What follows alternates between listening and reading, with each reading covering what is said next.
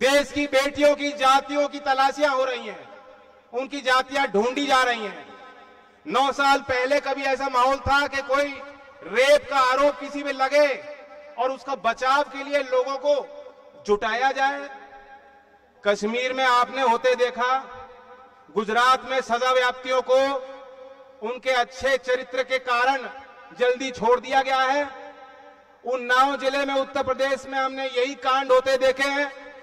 हाथरस में बेहद गरीब परिवार जो रात रात घर वालों को आखिरी दर्शन नहीं करने दिए, चिता पे जबरदस्ती प्रशासन के लोगों ने उनको जला दिया। उस पीड़ित परिवार को भी न्याय नहीं मिल पाया है, उन्होंने भी बहुत संघर्ष किए। उनके लिए बचाव के लिए जब कोई सामने आए समाज के लोग, तब भी बताया गया नहीं ये तो जातियों का विषय है, ये फलाना उस जाति से है, फलाने उस जाति से है। उसी तरह से ये पहलवानों के साथ इनकी कोशिश रही है। पहले शुरुआती तौर पे पहले ही दिन से इनकी साजिशें शुरू हो गई। इन्होंने यहां तक कहा कि ये खेल संघ की लड़ाई है, कुश्ती संघ की लड़ाई है, कि हरियाणा के लोग कुश्ती संघ में ज्यादा हैं, यूपी के लोग कुश्ती और पहलवानी में कम हैं, और कुश्ती संघ में संगठन में यूपी के लोगों की हटाने के लिए, यूपी के लोगों को बाहर करने के लिए इस तरह की साजिश रची गई। पहले तो मैं आपसे ये पूछता हूं, हम सब यहां ये भी जानते हैं कि भारत की समाज की क्या स्थिति है। हम अभी भी बहुत चीजें बदल गई, लेकिन अभी भी पुरुष प्रधान देश है। एक तरफ हम धरती को मां मानते हैं, ब्रह्मपुत्र नदी को जो विराट विशाल नदी है उसको छोड़ करके देश की सारी नदियां हैं वो उनको स्त्रीलिंग हमने दिया है। इसलिए दिया है कि वो जीवन का रूप है। सबके घर में बेटियां हैं, सबके घर में बहनें हैं, सबके घर में माता हैं, सबके घर में बुआ हैं, मौसी हैं। बिना मातृशक्ति के जीवन संभव नहीं है। लेकिन फिर भी हमारे देश में बराबरी नहीं, गैर बराबरी बढ़ती जा रही है।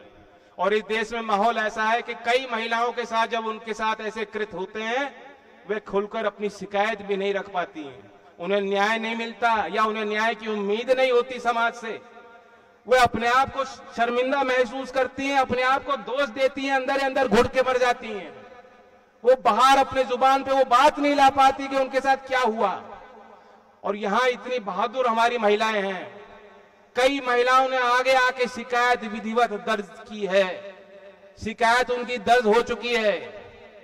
देश के सभी लोगों को ज्ञात है, देश के अखबारों में एफआईआर छप गई है।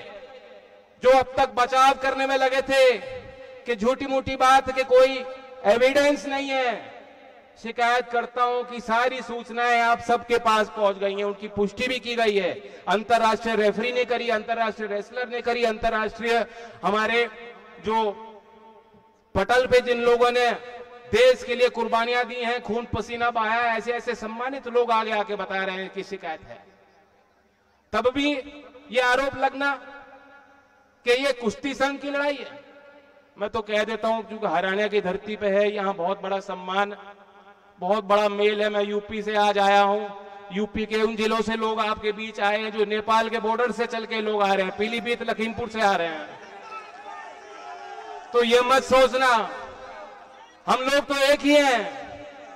रोटी बेटी का सामाजिक तौर पे हरियाणा और उत्तर प्रदेश के लोगों में कोई फर्क नहीं है, बल्कि उत्तर भारत में एक ही संस्कृति है। जो गांव देहात की एक ही संस्कृति, भाषाएं बदल जाती हैं, पानी बदल जाता है, लेकिन आदमी की नैतिकता, हमारा जमीर, हमारा जुनून, हमारी लड़ाई, हमारा खून, हमारा डीएनए एक ही है। ये आपको याद रखना चाहिए। और फिर भी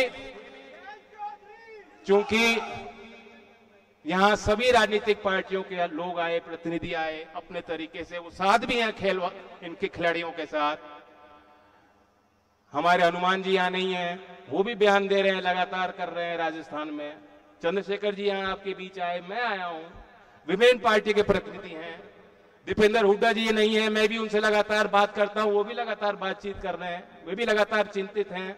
जंतर मंतर पे भी कई बार गए, और उनके पिताजी ने यहां मुख्यमंत्री रहते खिलाड़ियों के मान सम्मान के लिए बहुत प्रयास किए और खेल नीति व्यवहारिक बनाई थी।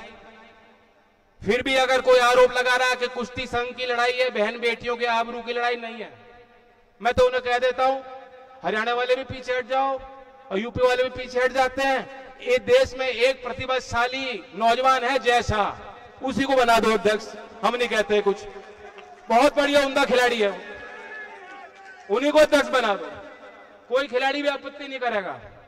लड़ाई बहुत बड़ी है, कहां ले जा रहे हो उस बात को, क्या मतलब है उन बातों से? मैं सार्वजनिक तौर पर कह चुका हूं, आज इस मंच से फिर कहता हूं, ये कोई राजनीतिक लड़ाई, हमारे आपस की झगड़े की लड़ाई की बात नहीं है। मैं अपने पार्टी का राष्ट्रीय अध्यक्ष हूं, लेकिन राष्ट्रीय अध्यक्ष बाद में हूं। मैं राज्यसभा का सदस्य हूं आपके आशीर्वाद से, लेकिन राज्यसभा की सीट बाद में है। मैं पहले भाई हूं अपनी बहनों का इन पहलवानों के साथ।